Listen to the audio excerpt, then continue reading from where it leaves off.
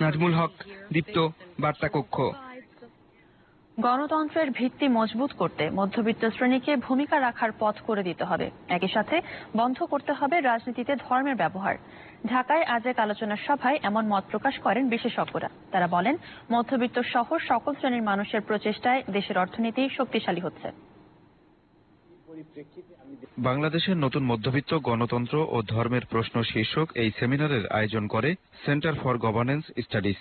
এতে মূল প্রবন্ধে অধ্যাপক আলী রিয়াজ বলেন, মধ্যবিত্ত শ্রেণী রাজনীতিতে ভূমিকা রাখতে পারছে না তা নয়, তারা সুযোগই পাচ্ছে না। ইসলামপন্থী দলের সংখ্যা বেড়েছে, এক্সপোনেনশিয়ালি বেড়েছে।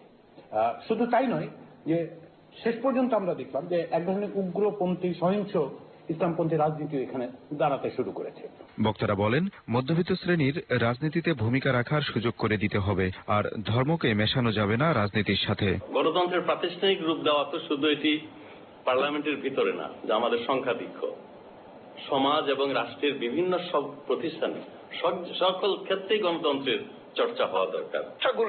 একটা ডেমোক্রেটিক সলিউশন রাষ্ট্র দিতে না পারে, তখনই কিন্তু পটভূমিটা তৈরি হয় যে মানুষের ভেতরে অদৃশ্যবাদ এবং এই ধরনের চিন্তাগুলো তখন প্রভাবিত তাকে করতে শুরু করে। বক্তারা আরো বলেন, মধ্যবিত্ত শ্রেণীর বিকাশ ঘটছে রাষ্ট্রের আনুকূল্যে, তাই তারা গণতন্ত্র প্রতিষ্ঠায় ভূমিকা রাখতে পারছে না।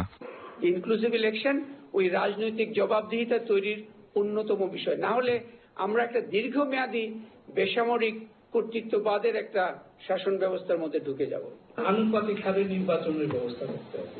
এগুলো যদি হয় তাহলে পরে গণতন্ত্র আরো অনেক পূর্ণতা পাবে। কাজেই যদি আমরা বলি যে এই গণতন্ত্রের সাথে মধ্যবিত্ত সম্পর্কে আসলে গণতন্ত্র জিনিসটা কি, এটা নিয়ে আমাদের আগে চিন্তা ভাবনা করতে হবে। তারা বলেন, শক্তিশালী নির্বাচন ভিত্তিক গণতন্ত্র প্রতিষ্ঠা করা গেলে মধ্যবিত্তরা গণতন্ত্র প্রতিষ্ঠায় ভূমিকা রাখতে পারবে।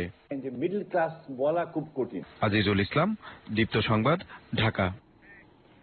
নির্যাতনের শিকার নারীদের আইনি সহায়তা নিশ্চিত করতে হলে জেলা লিগ্যাল এইডগুলোকে আরো শক্তিশালী করা প্রয়োজন বলে মনে করেন বিশেষজ্ঞরা।